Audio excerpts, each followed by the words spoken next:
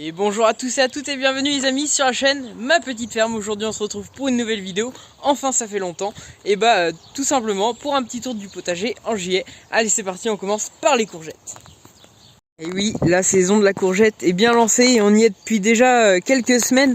Et ça fait quelques kilos de courgettes, enfin quand je dis quelques kilos, j'en ai déjà ramassé une cinquantaine de kilos.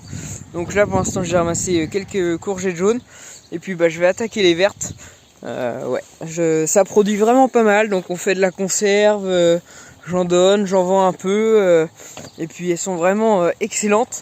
Bon, malgré un manque de soleil qui est présent ce soir, mais on a eu beaucoup d'eau et 50 mm en un jour, et du coup je vais vous montrer, on a eu un peu de dégâts en plein milieu, hein, voilà, ça a étalé les feuilles.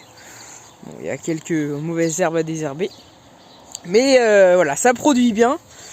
Par contre, pour que les petites courgettes poussent qui sont à l'intérieur, il va falloir du soleil pour bien les faire jaunir ou les faire verdir en fonction des courgettes.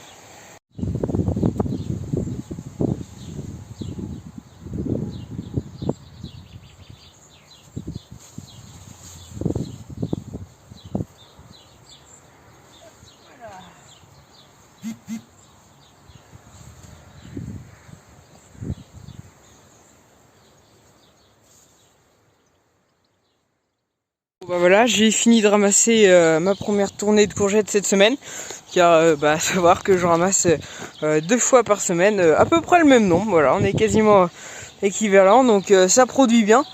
Donc là en termes de kilos, je peux pas vous dire parce que j'ai pas pesé, mais je sais que les anciens paniers, je suis entre 800 grammes et 1,1 kg par courgette qu'il faut compter. Donc là, je dois pas être loin d'une bonne vingtaine de kilos de courgettes au total. Donc c'est pas mal, le potager est bien productif au niveau des courgettes, parce que en manque de soleil, et vous allez voir, ça a du mal à pousser. Bon, maintenant qu'on a vu les courgettes, je vous propose d'aller voir les tomates. Bon, quand je dis que ça a du mal à pousser, c'est faux, hein. Ça, c'est pas que ça pousse mal, c'est que là, ça a du mal à rougir. Je vais vous montrer ça tout de suite. Et oui, nous voilà aux tomates du coup. Donc vous voyez, hein, j'ai quelques tomates parmi mes pieds. Donc là, on est dans la Montfavet.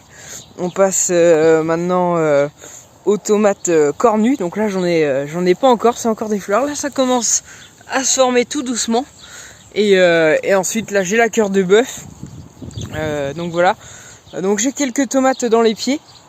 Mais ça a du mal à rougir, hein. J'en ai qui sont déjà là depuis 2-3 semaines. Et on a beaucoup d'eau, on a eu 50 mm jeudi dernier, et puis ça leur a pas fait du bien. J'ai quelques tomates qui sont tombées parce que c'était pas de la grêle mais c'était de la grosse goutte. Et voilà, j'ai quelques tomates concis pourries dues à l'humidité, car le terrain est très très humide. Et pour un fin de juin, pour un mois, pour fin juin et début juillet, c'est quand même pas l'idéal. Donc voilà concernant les tomates. Sinon les tomates sont assez belles, hein. Mais voilà, maintenant il va falloir du soleil pour les faire rougir, car sinon ça va être très très tardif, et puis ça sera un peu moins productif, hein. Donc voilà concernant les tomates. On va passer à la prochaine culture, une vieille culture que vous connaissez, qui est là depuis le début au potager. Oui, comme je vous le disais, vous connaissez bien cette culture dans le potager maintenant, c'est les oignons. Donc ça continue de pousser, ça monte en graines, mais ils sont tout aussi bons, ça change pas leur goût, je vous montre ça tout de suite. Et vous allez voir, ils sont quand même délicieux, donc on les mange, on les vend, et tout le monde est content, c'est parfait. Vous voyez, hein, il m'en reste plus tant que ça, parce qu'il y avait toute la bande au début, et puis j'en ai aussi là-bas. Donc voilà, hein, ça a bien poussé, je suis content, donc l'année prochaine j'en remettrai plus. Et puis je les mettrai en novembre parce que j'ai jamais eu des oignons aussi gros que ça. Pourtant on a eu un hiver très humide et ils ont pas pourri. Donc pour ceux qui veulent tenter, je leur conseille pas, mais je leur dirais bien d'essayer de les mettre en novembre.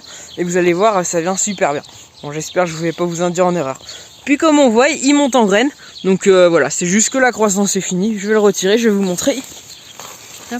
Bon celui-là on est sur un petit, hein. Mais sinon j'ai vraiment des gros oignons. Des fois j'ai même du mal à les retirer de la bâche. Je suis obligé de ragrandir le trou. Donc voilà, concernant la culture des oignons. Alors je sais pas si vous allez reconnaître cette culture, c'est les courges. Et oui, ça a bien grandi. Je vais vous montrer tout ça en vidéo. Ils ont bien profité de l'eau. Par contre, là il faudra encore une fois un peu de soleil car les fruits qu'il y a au bout, les légumes, vont commencer à pourrir. J'en ai perdu quelques-uns. C'est pas dramatique car ils vont venir vraiment plus tard. Et bon, c'est pas de chance. J'ai le sapin qui me fait de l'ombre en plus. Bon, c'est pas grave, on fait avec. Oui, comme vous pouvez le voir, ça prend pas mal de place, donc je sais plus du tout combien j'ai mis de pieds, mais c'est une vraie forêt, c'est impressionnant. Elle monte bien à 1m10, 1m20 de hauteur au milieu, c'est vraiment impressionnant. Donc là, j'ai tout ce qui va être potimarron, potiron. Ensuite, là, j'ai des pâtissons, j'ai quelques plants de butternut au bout, ça s'étale, et comme je vous le disais, je serre un peu mes plants. Donc l'inconvénient ça va être de récolter les légumes. L'avantage c'est que j'ai besoin d'effectuer aucun désherbage car là vous voyez on voit pas le sol et puis voilà, donc je préfère serrer un peu plus et puis pas désherber. Donc là comme on peut le voir j'ai quelques fruits. Donc on va laisser ça tranquille, ça va venir quand ça va venir. Car bon, c'est pas précoce, c'est des courges. On va récolter ça assez tardivement dans la saison. Donc on va les laisser bien mûrir. Sinon, je sais pas si vous vous souvenez, dans une vidéo on avait fait des semis de betteraves, des semis de carottes. Bon, bah ça a levé, hein. Je vais vous en montrer. Donc là j'ai quelques carottes. J'ai quelques betteraves aussi, mais alors là la mauvaise herbe, elle a poussé.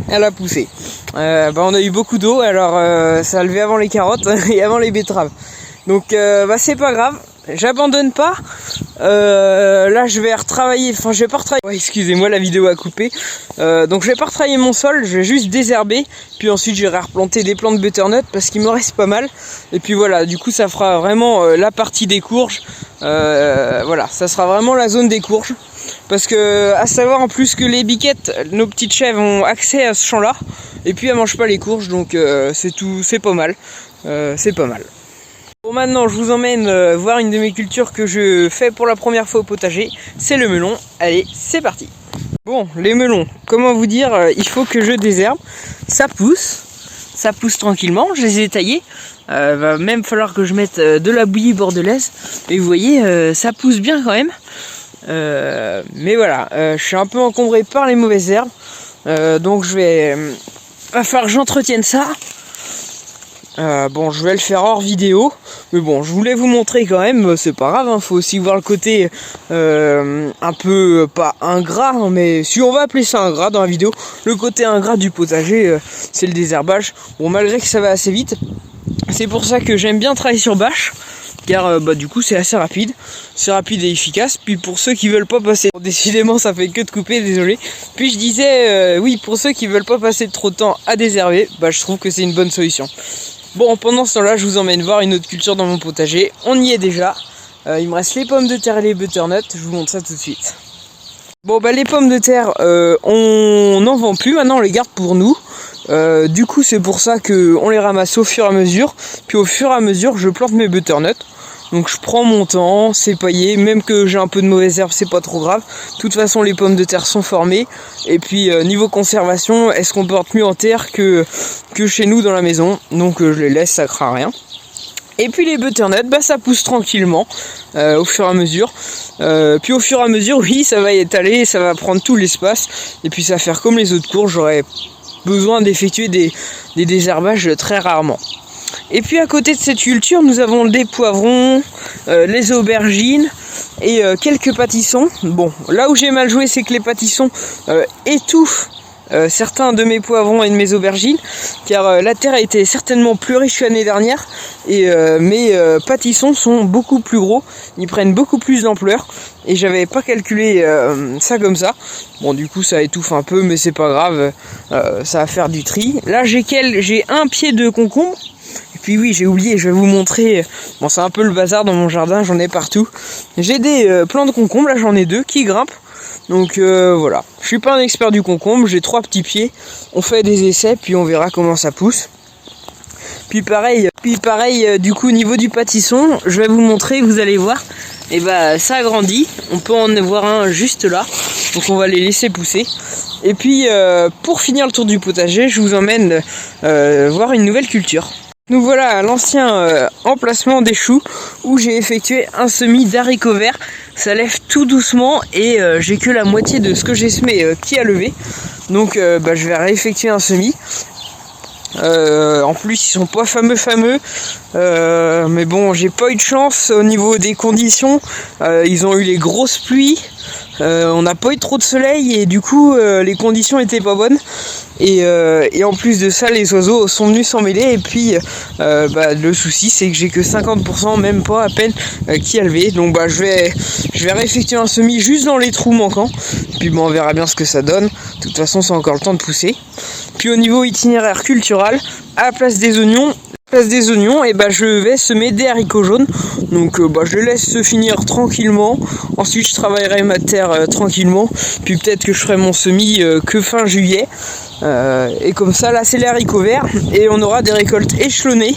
Et puis c'est pas plus mal, des fois comme ça on aura des haricots un peu partout dans la saison.